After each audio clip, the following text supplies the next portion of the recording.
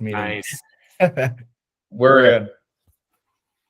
All right, so this is Give me- BOLT12 UX Jam Session number 3.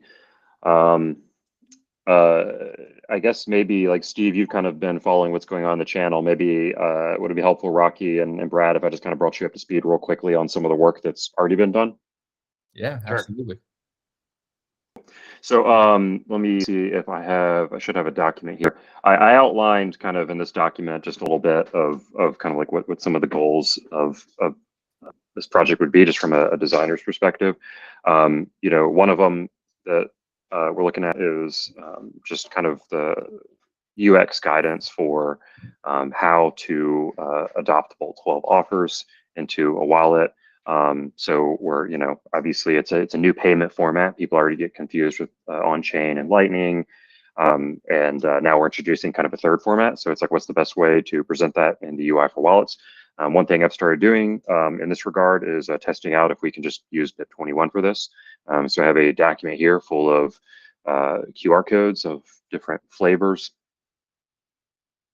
And we can start testing these. And so I've tested this on my older iPhone and then cheap Samsung Galaxy A12. I've actually gotten pretty good results, even scanning some pretty dense offers with blinded paths and all of that. So you know, it may be that this works, but we need to do further testing. So that's kind of one area we're working on. Another kind of thing looking at is, you know, as BOLT12 starts to roll out, being able to track which products and services do and don't support it. Something along the lines of the Unified QR project or the Win Taproot project. And then also sort of overhauling the BOLT12.org website. You know, just trying to, like right now, the BOLT12 website is very, the BOLT12 website is very like a protocol developer focused. We want to, and that's good, and we should preserve that information, but also have information on here that is targeted more to application layer builders and all that kind of stuff, and probably combine that kind of adoption tracking kind of stuff in there. So that's kind of the gist of that. And then we have this kind of fourth project, I guess, that Steve has been discussing a little bit here with some of us about, you know, basically async and Phoenix wallet and all of that. And if they're going to roll it out, could we help them with Phoenix and try and give some pointers on how they might roll out offers as smoothly as possible? Yeah. Hey, can I ask some like baseline questions? Yeah. Can you please describe offers to us? Yeah. So an offer is basically, I mean, so are you probably familiar with Lightning invoices, right? You know, one thing that's kind of a drawback of Lightning invoices is that they expire. Another drawback is that you can only use them once. You can only use them once securely. Offers should fix a lot of those things. It's kind of like, you know, some people call BOLT12 the omnibus bill because it does a lot of things, right? But they're good things, I think. So one of the things in BOLT12 is it introduces the concept of an offer, and so this is like a static payment identifier. If you know, just like a lot of times, you know, if you use a Cash App or whatever to generate you know, one of these BIP21 URIs, you probably get something that looks like this. You got your BC1Q, your Bitcoin address, then you got your LNBC10, blah, blah, whatever. It's your Lightning invoice. Offer is going to look pretty similar to that. An offer, you can tell because it begins LN01. So the nice thing about offer is, one, it's a lot smaller than an invoice, at least in its kind of, you know, native state. It starts to get a little bit bigger. So then there's this other feature of them called blinded paths that you can do. And the basic gist of this is that it adds another layer of privacy. So it's kind of like I can pay this offer without necessarily knowing the node that I'm paying. And so that would add a huge privacy benefit to the users as well. But I think like the primary thing is I just like the idea of, you know, one thing I always pitch to people is just that, like, you know, if this is an offer right here, you could slap the offer on the side of your guitar case and take tips or whatever. And, you know, you don't have to, if you're playing guitar on the side of the road, you don't have to stop playing music to generate a Lightning invoice for somebody every single time. Thank you. That's a wonderful description. Last question. Why do we call it offers? Yeah, What is that's a being good point.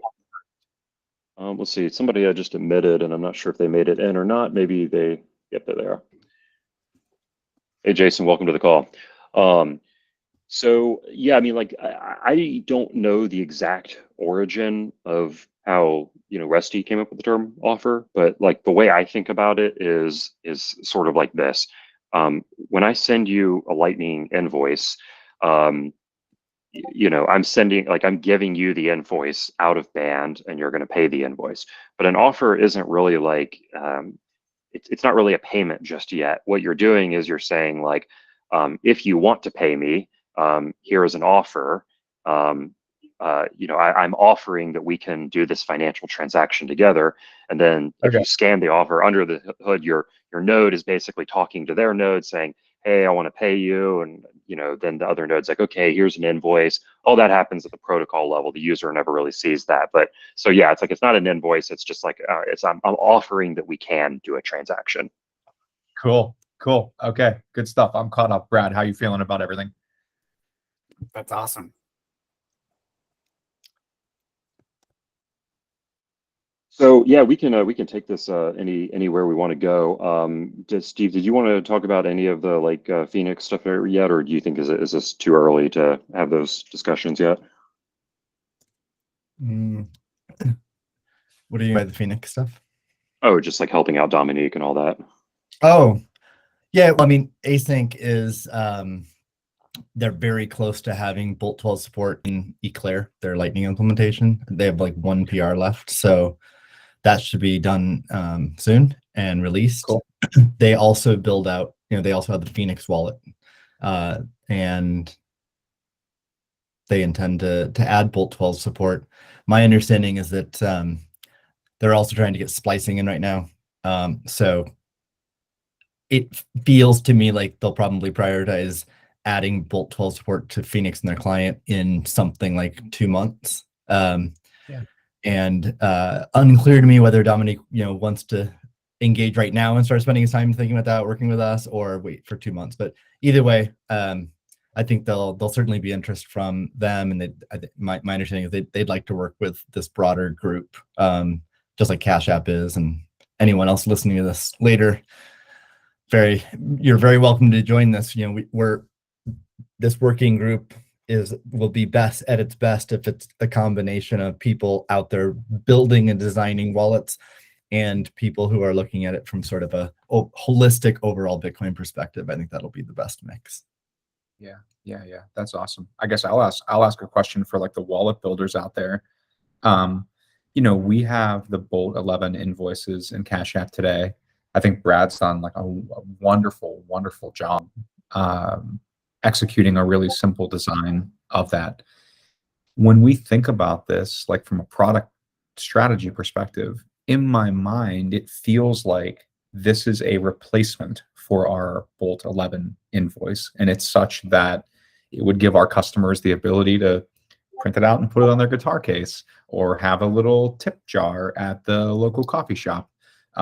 Very, very similar to the job that the Cash App QR does today. Like if you go to the Cash App profile and you hit the QR button, you could put that anywhere and it goes, Cash App to Cash App. Is that the right way of thinking about this? Because Stephen, you had mentioned like, well, this would be another way. Why would it be another way? And is it another way, or is it an evolution for all the wallet builders out there who have BOLT11? It's like a more awesome BOLT11 that's like more long lived. I mean, I don't think that I think a perfect view of the perfect idealized state of the world would be like everyone supports BOLT12 and it works and it's wonderful, and then that format just works because I mean you bring up a good point. It's like I don't know if I would say that as soon as BOLT12 support starts dropping that Cash App is going to want to suddenly switch over to BOLT12 QR codes, and let that be the only QR code that you generate. I think that might be a little too risky, but I think yes, it would be building to a point where at a certain point you probably wouldn't need anything else other than the BOLT12 QR code. I don't know. How do you think about it, Steve? Yeah, or I'm unaware. If we fast forward to some point in the future, and I don't know if that's 2, 3, 4, 5 years from now, I'm not aware of any benefit to Bolt 11 over Bolt 12. So at some point, I think Bolt 11 is phased away. Okay. But there's definitely a transition period, and there's 100+ wallets and exchanges, and it'll take multiple years for them to support Bolt 12. And again, just like with transitions for SegWit, native SegWit, Taproot, there's both supporting sending and receiving. And the most critical one for interoperability is supporting sending, because usually supporting sending for most of these changes is the easier part, which is good news. But as long as like every wallet supports sending, then those that want to receive with this new technology and new features can do so with confidence that anyone else can send them money. And so just like we're facing that challenge with Taproot right now, where Coinbase and Binance and other exchanges don't support the BEC32M address format, which means they won't send to a wallet that's trying to receive into a Taproot address, and that it's a chicken and egg problem. So I think a huge part of our design discussions is, what does that transition phase look like? How do we best handle it? What's the guidance that we give to Cash App and Phoenix and any wallet out there, be it a non-custodial mobile wallet, be it a custodial wallet, exchange, etc. We need to have good guidance for all those types of products. Gotcha. Last question is, can you mesh a Bolt 11, forgive my lack of technical language here, Bolt 11 QR with a Bolt 12 QR in the same way that we meshed on-chain and Lightning in the current thing? Can we put Bolt 11 and 12 together? Did I see that? That's what Steven's been testing. So the answer is yes. The question is, how dense is it, and what's going to be the experience for different cameras and phones? Yeah. Is this just a black on-chain? That's the struggle.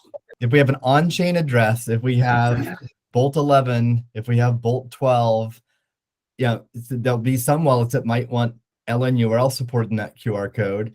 There might be some wallets that want to add in extra text for marketing reasons. Then there's like the name of the product or whatever. Then we should discuss Bolt 12. One of the challenges of Bolt 12, or more specifically the blinded paths feature of Bolt 12, because there is unfortunately a trade-off and forces working against each other in terms of if you want to optimize for privacy or a good QR code experience. The more privacy you want, the more blinded paths you want to put in the offer. Okay. And well, actually, there's two reasons you want to put more blinded paths in the offer. One is privacy, and two is increasing your chances of successful payment. And that does bloat the size of the offer and thus the QR code. Another thing to be clear on, this can get very confusing with Bolt 12. There are blinded paths and routing. There's two types of routing in blinded paths, because Bolt 12 introduces onion messages and the onion messages network. And so the way that the way the interaction works, let's say I'm paying Rocky. So Rocky creates an offer. I scan that offer. Now my software connects to Rocky's software over onion messages saying, hey, and the offer has the information for me to find Rocky's node. But this isn't to do a payment. This is to say, hey, send me over a Bolt 12 invoice so that I know more information about paying you. And a Bolt 12 invoice, that is not reusable. So the offer is reusable. That invoice that's sent later in this interaction is not reusable. And then when I go to pay you, it's much closer and it's more similar to the Bolt 11 interaction. But I again need a path. That's where I need a path of liquidity to pay you. So this first communication to, it doesn't require liquidity, but both require routing. and both matter for privacy. So both have blinded paths. So just keep that in mind because it can get very confusing. Gotcha. And is there a body of work? I'll ask this under the umbrella of so much of what we're seeing, or I'm observing today, is that people are paying each other over the Lightning Network, not by scanning QRs, but by tapping a little lightning bolt on Nostr. And so how much of your work is focusing on like the QR and the problems that are associated with the QR from this complexity, and how much of it relates to less QR focused, more like I tap a button and I pay you? Yep. Yeah. So great question. And I agree with where you're going with that.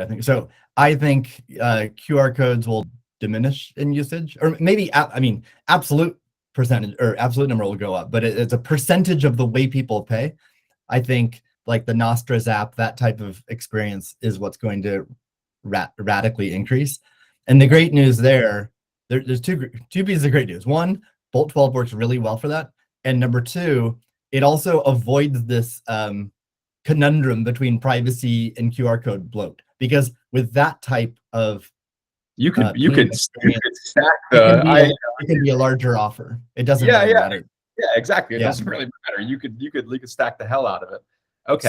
So just to relate, how would this work? So today, like in Damus, you can add an LN URL, or you can either add a Lightning address or you can add an LN URL like domain. I mean, they're basically the same thing. Just one's a little bit more friendlier user experience, but it maps to a web request. That's what you add to your Damus profile. And from that point on, like if I do that to my profile, none of the rest of you need to know anything about those details. You just click a little lightning bolt, right? Great experience. So the way that would work with BOLT12 is that instead of me inputting a Lightning address or an LN URL, like a web, a URL, I would enter a BOLT12 offer. I'll give two examples of what I could do. One, I could just enter a BOLT12 offer one time, and that's all I do. And then again, the rest of you, if you want to zap me, pay me, or whatever, you don't have to know anything about BOLT12 or my offer or that long string. You don't need to deal with that. You just tap the lightning bolt, and then under the hood, that will then make a request to that offer. Will have enough information to route a request to fetch an invoice and pay. A second way to do it is what I would call an improved Lightning address. So a problem with Lightning address today is that each payment you want to makes a web request, which has both privacy and censorship problems with it. Because so let's say you're an Iranian user of Damus and you want to zap Jack Dorsey's post, and let's say Jack was using Cash App, and then that will hit Cash App's LN URL server. Yeah. And they'll see the IP address of the sender. It's from Iran. The company has to deny it, or else the US Treasury will fine them. There's precedent to that.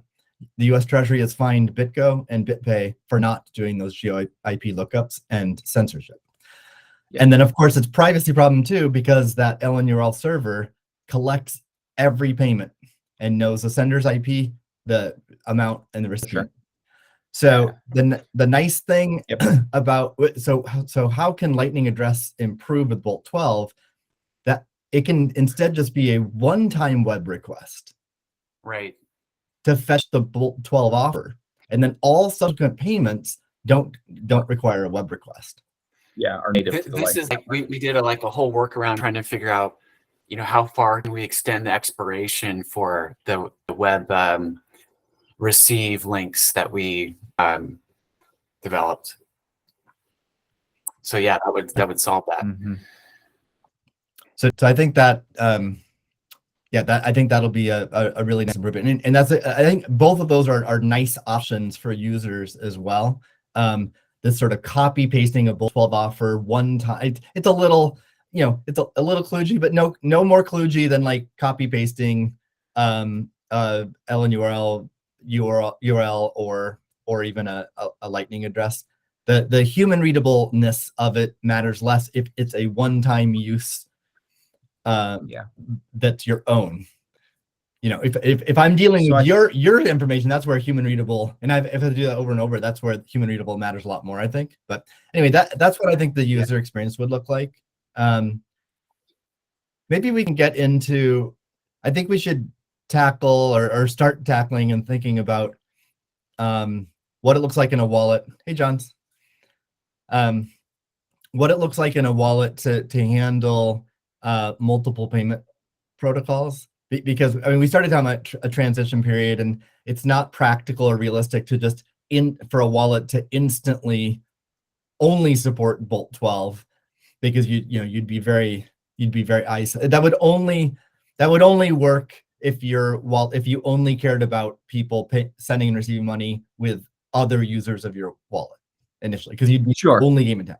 Now, I do think it's realistic that in the first year of BOLT12 deployment, that there can be something like 6 to 12 wallets, some of which are pretty popular, especially non-custodial. I think it's realistic that that number of wallets could support BOLT12, which is still not, it goes from like, only your own wallet users can send and receive, and it's not all the way to like you can just assume it's going to work, but it's somewhere in the middle. I think that's realistic in the first year.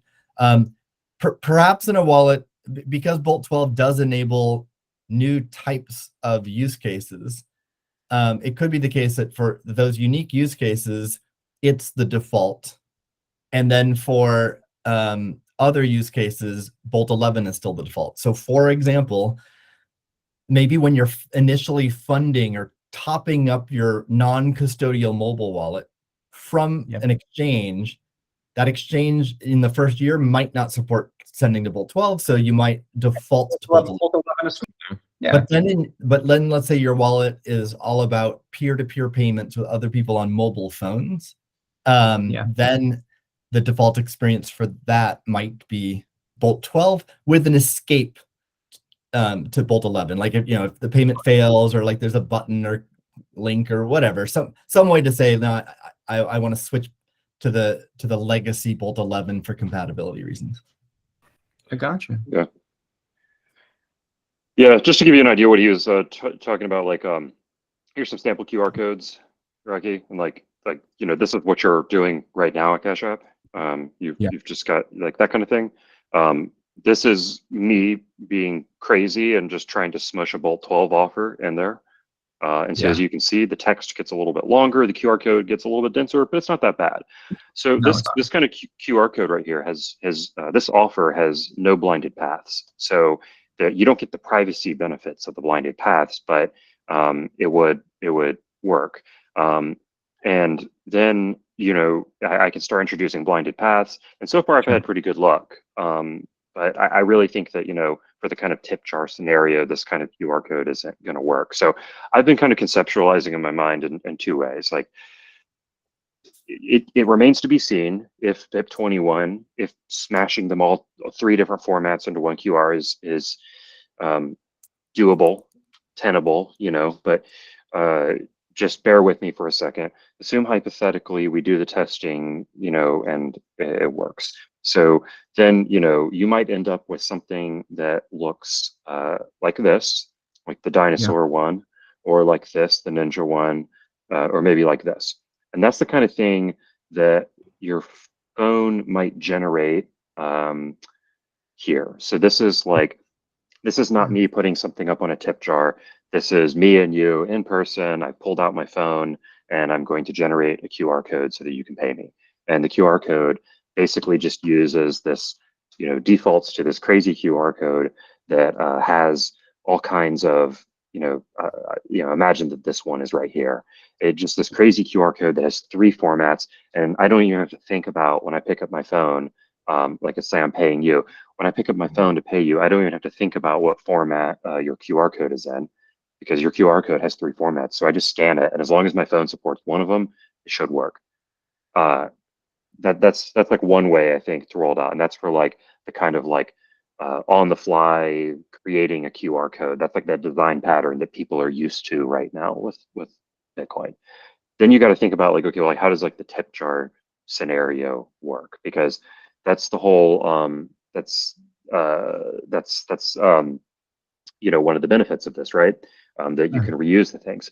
So I think if we're talking about a tip jar scenario, we don't want to be using like this stuff because it's going to have a BOLT11 invoice that's expired. So you don't ever want to tape that up. Might be able to use a BIP21 that has an on-chain in there. So might be able to combine it with that just for a little bit, but probably more than likely for the tip jar scenario, we'll be using these ones down here, which would be a BOLT12 offer with a description, maybe with some blinded paths. We'll figure that out. But I think at the very bare minimum, this is a very lightweight, you know, string. It's a very lightweight QR code. And this is the kind of thing I could see someone, you know, like I said, pasting on the side of their guitar case or whatever. So then if we think about it like that, but maybe you do want to give people the option to use the more private one. I don't know, because maybe you want to generate this thing and you want to put this in your Nostr profile or something like that, so that people can tap to pay. We'll have to figure out exactly what that looks like from a, you know, Nostr NIP perspective and all that. But you know, just think ahead a little bit of the future and imagine it exists. So maybe I was just hacking on this while Steve was chatting there. Like maybe we have like a section of the app. It's like, you know, your payment codes. I don't know if we really want to call it offer as a user-facing term. Not for or against, neutral on it, but we have this screen that like lets you generate your payment codes, and then, you know, I can hit new payment code, and I can see a list of all my existing payment codes, and maybe I can give all of my payment codes like little names, like maybe like this is the one I put in my guitar case, so I call this like, you know, my gig payment code or something. Yeah. Like that. Hey, stay doing this, because I actually think like us aligning on the jobs of these will help us to move from having a conversation purely about QR codes to having a conversation about jobs. And I think it could crack this open a little bit for us to think a little more creatively. So like, okay, this is like my guitar gig one. What's the second one? This one might be like my private Nostr one. I run a Nostr account that's not associated with my public identity, where I post all kinds of crazy controversial things, and I want people to be able to tip me privately. Yeah, pay me privately.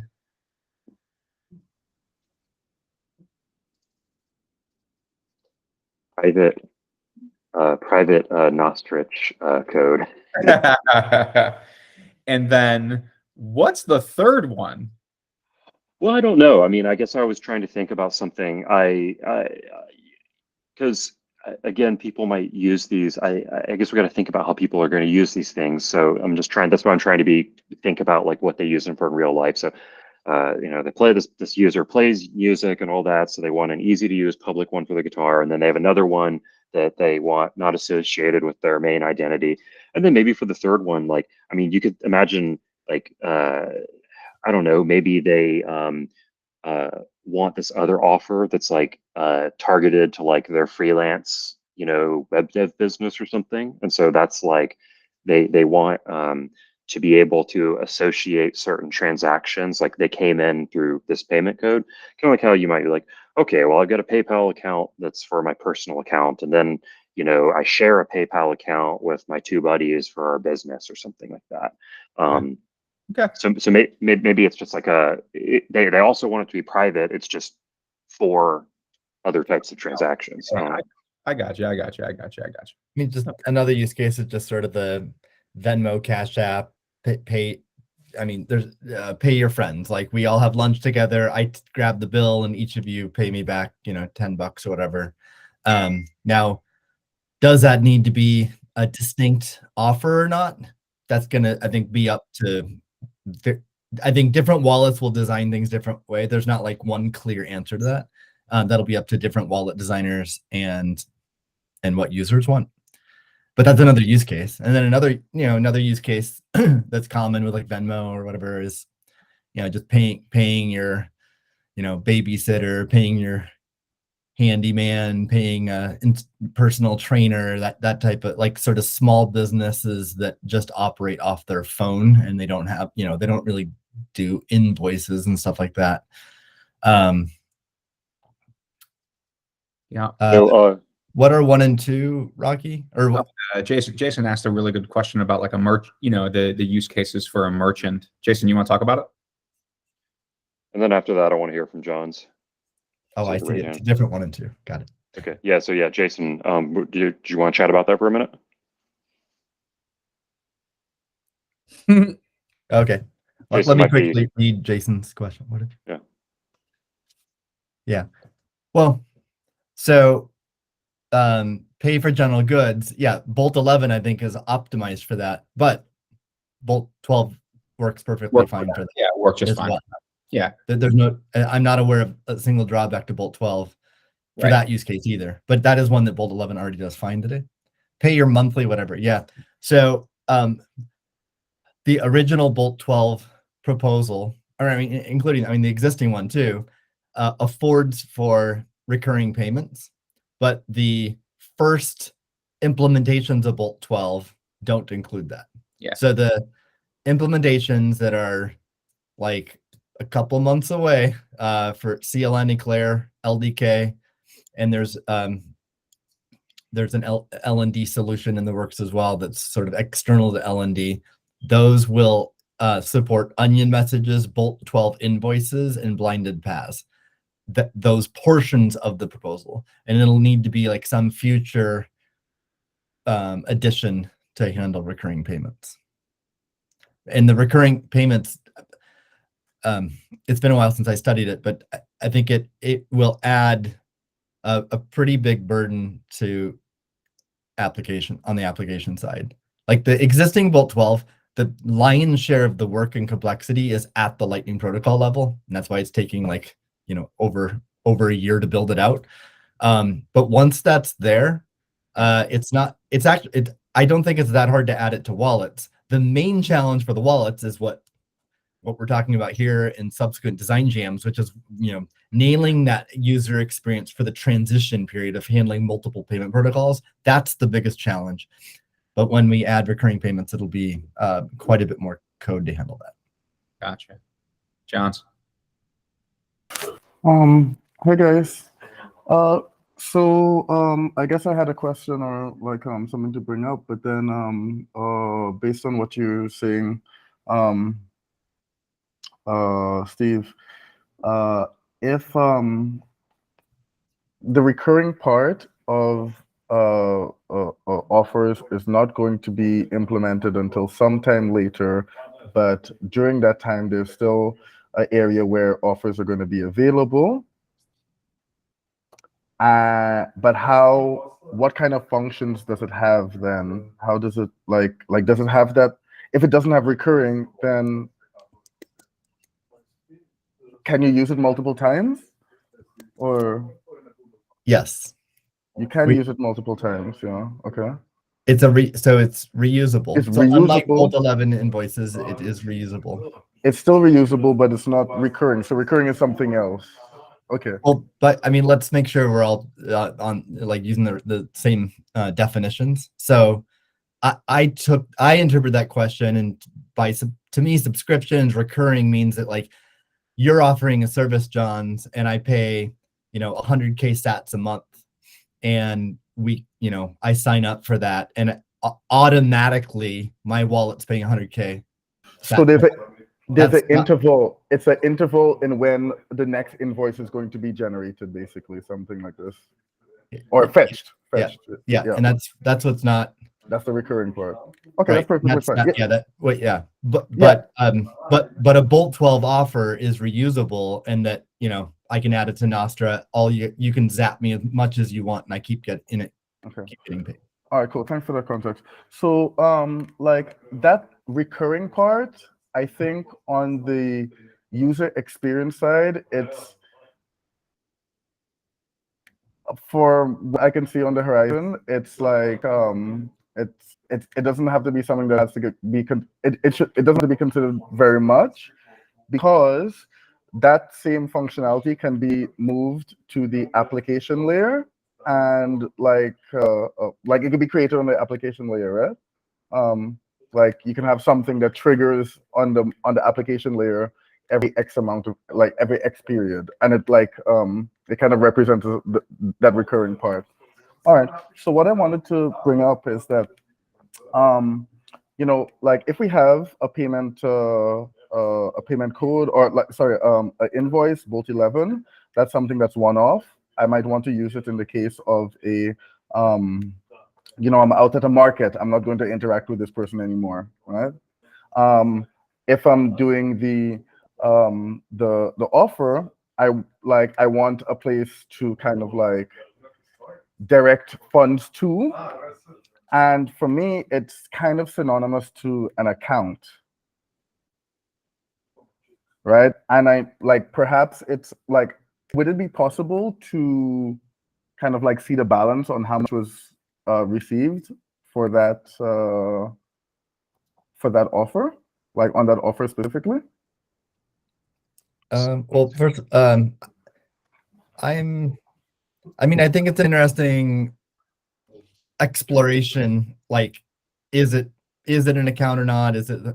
I've not really thought of it that way before, but like the way Steven sketched that out, it kind of implies that. I guess my first answer would be to it's certainly possible. You can just have one offer, and that's it. So you can satisfy every use case with one offer. So even in the use case of like you're only paying me once and I'll never see you again. I mean, I can use the offer that I'm using on, for example. So just to be clear on that.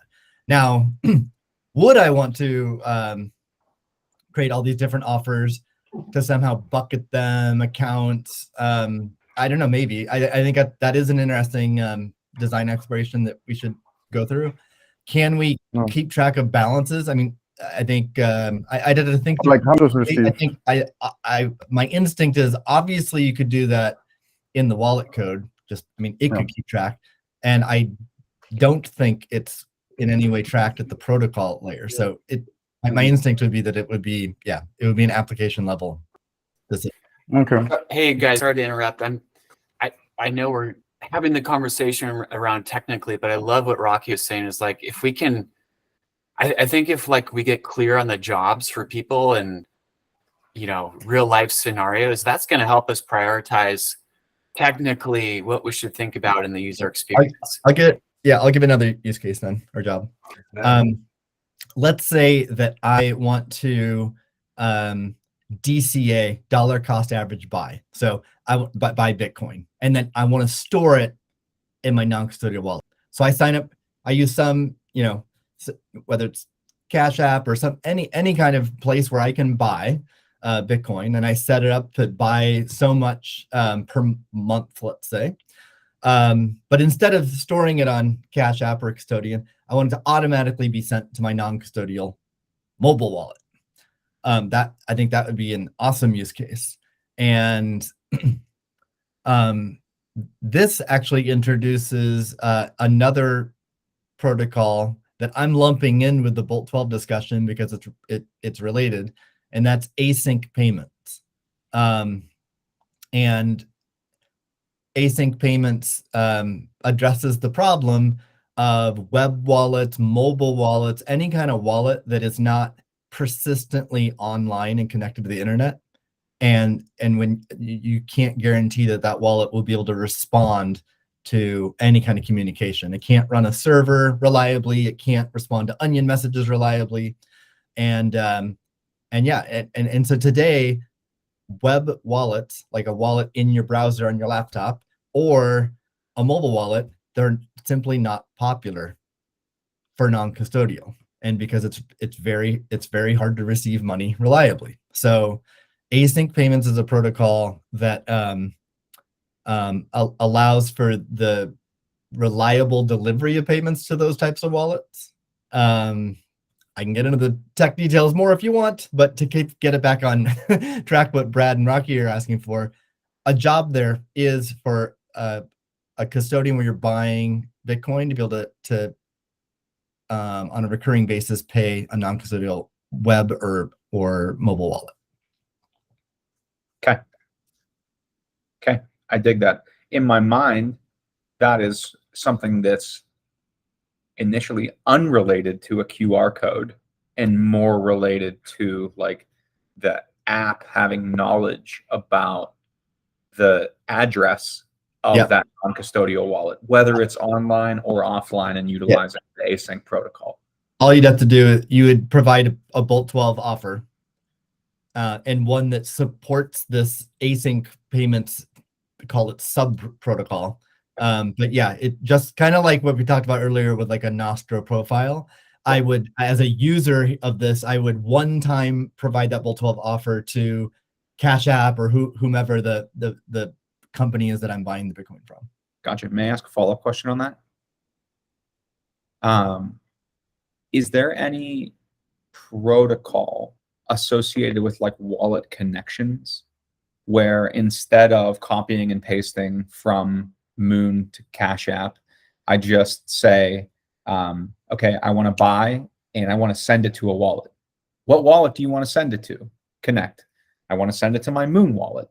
And like, is there any kind of wallet to wallet communication that can happen there for connections so as to avoid the need for copying and pasting? And I think this also relates to sending and receiving. Even if we can just communicate through sending these long strings to one another, we don't need to utilize the camera all the time or copying and pasting. I could touch on something there, if you don't mind. Please. Okay, so yeah, the QR code is suitable for kind of like when you're in proximity of the other device, right? When you're like having that personal relationship. Yeah. But you would need to have like some kind of like contact details and stuff to do it. Like if it's remotely, if you want to send that piece of data, the same piece of data, right? All the invoices, the addresses and stuff. That's just a data format that you want to send to whoever, and they can, like on their end, they could do whatever we want with it. So how does that get transported? Well, one, it could get transported over something like Nostr. It could get transported through your database communication thing between your users, etc. It could get transported however. Now, there's no transport protocol for like these arbitrary messages for Lightning Network. It's just payments, just direct payments. But it does get interesting though if you want to like start moving, like communicating between applications. So you could potentially do that through deep linking, and we start to see this in like the Damas application, the Bitcoin company, Zeus. I think Zeus, yeah, they allow you to like open a new application and append basically something like this. You would need to start defining some kind of API though, right? Of like, the name of the application, colon, whatever, and then what the thing is you're sending, right? So yeah. Bitcoin colon will give you kind of like, okay, maybe they can detect this as a BIP21, right? But then you might also want to transport a bit extra data with that. For example, you can say, call back the previous app that initiated that communication. So then it becomes easier. Instead of you having to swipe up, you press the application designer. Can bring you back there. Yeah, exactly. Yeah. Or even communicate a success message or anything like that. Yes, but also you would also want to, like at that point you might also want to tell the other app what capabilities that you have. Sure. Right? I'm able to, I support X, Y, and Z. Yes. Or my preferences are X, Y, and Z, and those can be transported back and forth. You know? Yeah. The reason I ask is because when I'm looking at the QRs are really struggling to hold all of the advanced technology that you guys are building into what's going on. And from what I'm seeing, unless QR code technology advances or camera technology advances, you guys are going to run into a brick wall of like this kind of in-person scanning QRs. But what I'm seeing, John's what you called like that transport protocol, you could pack as much information in there as you want. And you can, and so I'm just like, I'm asking this and getting back to the jobs, trying to be clear, like what jobs really require QR? Be very clear about it. What jobs don't, and what other things might we do to explore how we can do that app to app communication, or however you guys think like best preserves privacy, etc. Because I just think like looking at this from the outside and coming naively to it, I'm like, you guys are really fighting with the QRs here. And do you need to be in all scenarios? You know, on top of that as well is like, you know, we've talked about this as a Cash App is like, there's kind of two scenarios, right? There's your in person, which the QR solves for, and then there's remotely. And we think about Nostr as the perfect example of how remote is just taking off. And so while I think there's a case for the QR, I think like I mentioned in the chat, if we can kind of divide up the jobs and like phase that out in Figma, we're going to really kind of clearly see where we can solve for these in the best way. I 100% agree with both what Brad and Rocky just said. Also, another reason I think QR codes can diminish over time is like NFC technology, or right. And so the in person, you know, totally. Just like I mean, how I use Apple Pay today. Yeah. It's NFC, and it's not. I don't deal with QR codes, so that also can be used for Bitcoin, Lightning, and it would. I actually don't even know what the data limitations are for NFC, but I've got to believe it's not as restricting as a few hundred bytes in a QR code. I would agree. I assume it's like kilobytes. So that would also alleviate that concern.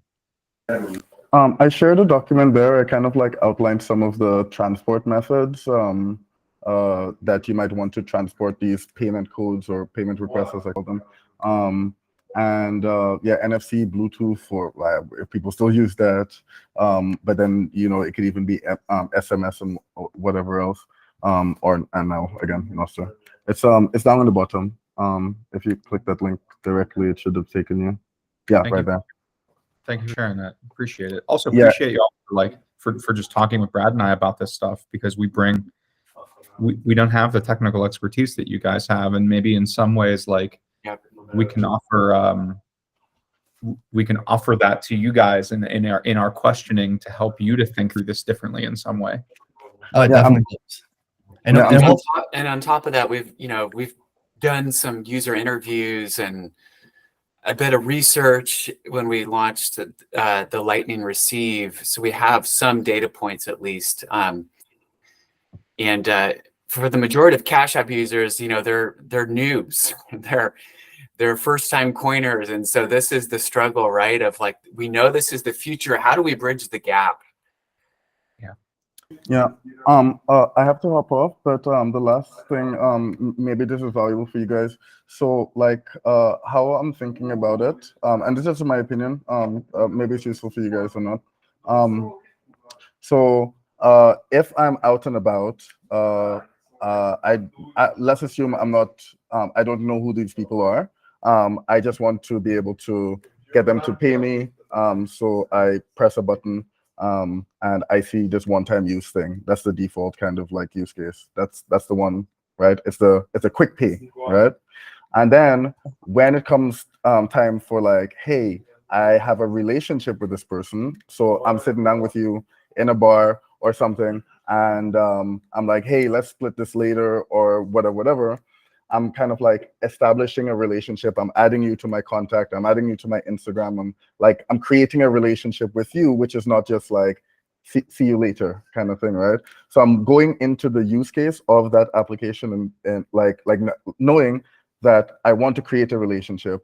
And for that relationship, I think that's where the kind of like offers gets used instead of the BOLT12. So quick pay, hey, here's this one-time thing, right? Yeah, and I could keep on using it like that. And I want to have a relationship, I'm adding a contact, right? You know, because I want to continue this relationship. Yeah. Cool. Thank you for the food for thought, Jones. Yeah. I have some other like research I could share with Stephen about that as well. Like with the transporting stuff that I mentioned, as well as yeah, some contacts abstractions and the payment requesting. Yeah. Oh yeah, please share whatever you have. Just another input into anyone doing Figmas or illustrating jobs and what they look like. Some of these, I think some jobs, it'll be easier to fully realize that use case in the short term without full deployment of BOLT12 and async payments support by like every node, every LSP, every router, every wallet. And then others will actually need like broad adoption. So I think it's important to distinguish that when we identify these jobs. So for example, the one I mentioned earlier, which is like, let's say I create a new startup and my startup allows you to a customer to buy Bitcoin with it on a DCA schedule. So like every month or whatever. And I also build out a non-custodial mobile wallet that my customers can use and send the money to. I'm fully in control of adding BOLT12 and async payment support to my mobile wallet and my custodial service.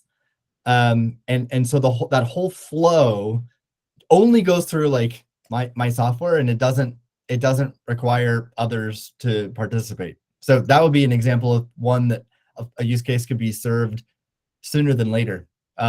You'd only need to use one Lightning implementation like LDK for both the mobile node and the server side. But of course, most of the other use cases and jobs is, you want interoperability between people's products and across the network, and that's where you're going to need broader adoption. Well said. Well said. That's really well said. Okay. So a question I have is like, who?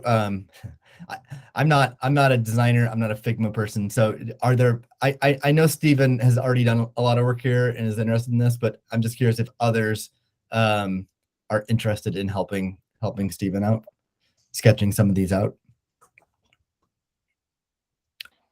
I mean, I'm happy to provide a sort of, I can be a sounding board on these. I'm happy to contribute in that way. Yeah, it'd be nice to see like maybe a first pass from you folks. Just, you guys are technically the further ahead in terms of knowledge, I think. So I appreciate you folks leading the way there. And then Rocky and I in our simplistic Cash App world can come in and give comments and, add edits or what have you.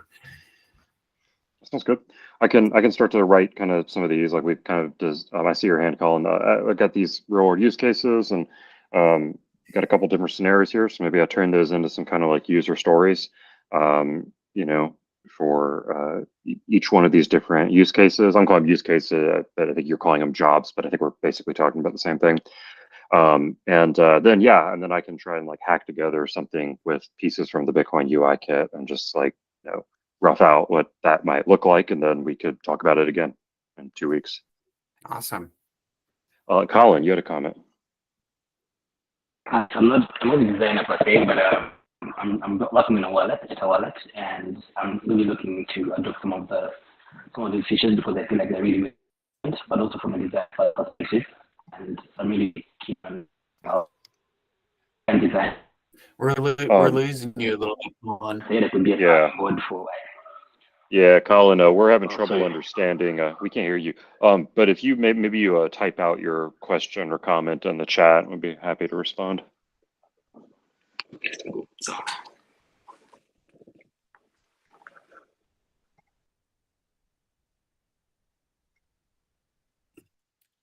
And Stephen, I'm happy to review early and often on Figma stuff, and so just shoot it my way, it sounds like Jason might want to help, or whoever's doing that. I'm happy to do early reviews.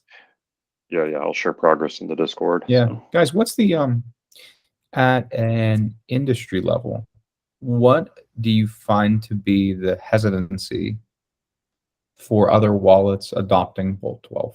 Or even when you look at like SegWit adoption and things like that, or Taproot adoption, what are the things that help somebody in making that decision, and what are the things that create a lot of friction for them to just easily say, yeah, we'll do this? Right. Well, the answer for BOLT12 is simple. It doesn't exist yet. Like the Lightning implementations need to complete it, and and there's angst about that. But the good news is there is hard work by protocol developers doing that, and it will be soon. So once that's available, yeah, there's still, it's not like everyone's going to instantly prioritize and adopt it. So, and then you also asked about Taproot and supporting that, and that hasn't happened instantly. Number one, it's actually, I mean, the positive look at this, it's a great example of decentralization.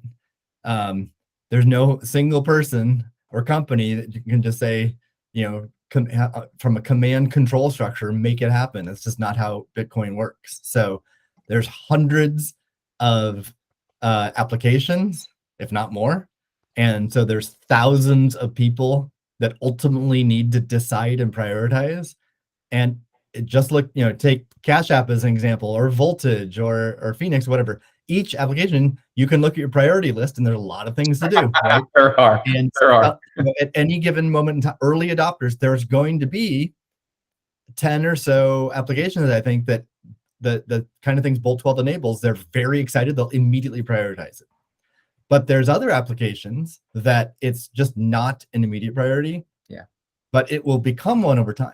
And also as non-custodial mobile wallets become more popular, then all of a sudden custodial services like Cash App will be encouraged, incentivized, and motivated to adopt things that help transferring money to non-custodial mobile wallets, because there'll be more demand. Certainly. Today, there's very little demand for that. Yeah, certainly. So it's sort of this concert that occurs over time. Thank you for the insight there. Yeah. Let's see, what did Colin ask? Let's say I'm not a designer. Saying I'm not a designer really, but I'm a dev working on a while, and I'm keen on features like this from a design perspective. Like Brett said, I think I could be sounding more if you want. Great, Colin. Yeah. Okay. Thank you. Cool. All right, cool. You guys ready to wrap this up for today? Yeah. Thanks for everyone's time. Yeah, thank you guys. Yeah, thank you. It's been very helpful, guys. Yeah, wonderful to spend time with you all. Thanks for teaching us so much more about this. All right, cool. I'm gonna stop the recording now. Are you guys, Steve? Are you guys chatting